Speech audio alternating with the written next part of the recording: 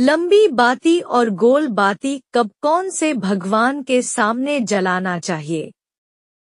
हिंदू धर्म में दीपक जलाना बेहद शुभ और सौभाग्य बढ़ाने वाला माना जाता है। देवी देवताओं के सामने जलाया जाने वाला यह दीपक घर में सुख समृद्धि और पॉजिटिविटी लाता है। माना जाता है कि देवी देवता दीपक जलाने से खुश होते हैं और आशीर्वाद देते हैं।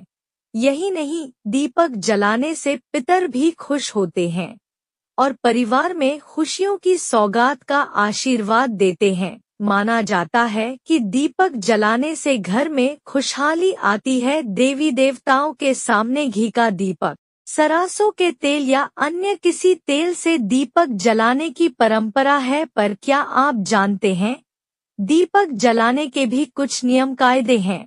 यदि इनका पालन नहीं किया गया तो यही दीपक घर की बर्बादी का कारण बन जाता है। घर में कंगाली छाती है, पितर नाखुश होते हैं तो पारिवारिक कलेश भी बढ़ते हैं।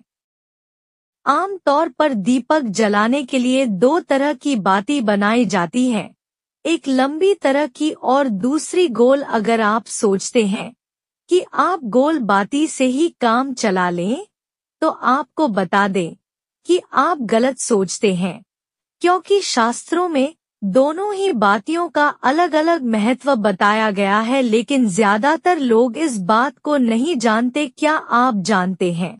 यदि नहीं तो रखें इन बातों का ध्यान। किन नियमों का करें पालन? यहाँ जलाते हैं लंबी बाती का दीपक।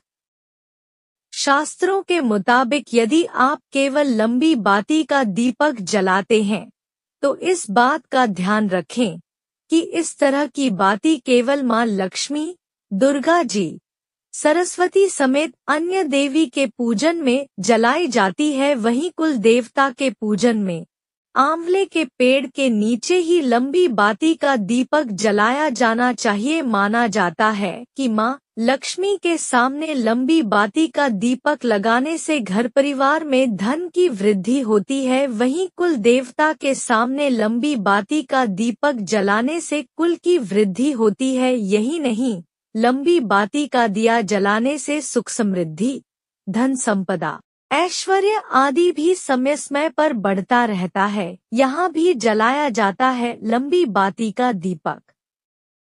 अमावस्या या अन्य किसी दिन पितरों के लिए दीपक जला रहे हैं तो भी आपको ध्यान रखना चाहिए कि यह दीपक लंबी बाती वाला ही होना चाहिए। गोल बाती का इस्तेमाल करने से पितर कभी भी खुश नहीं होते और घर में गरीबी आती है। परिवार के सदस्यों पर भी इसका बुरा असर पड़ता है, उनकी तरक्की रुक जाती है। वहीं ऐसा करने से हर सदस्य को किसी न किसी तरह की बीमारियों से परेशानी का सामना करना पड़ सकता है। इसीलिए ध्यान रखें और पितरों के लिए हमेशा लंबी बाती का दीपक ही जलाना चाहिए।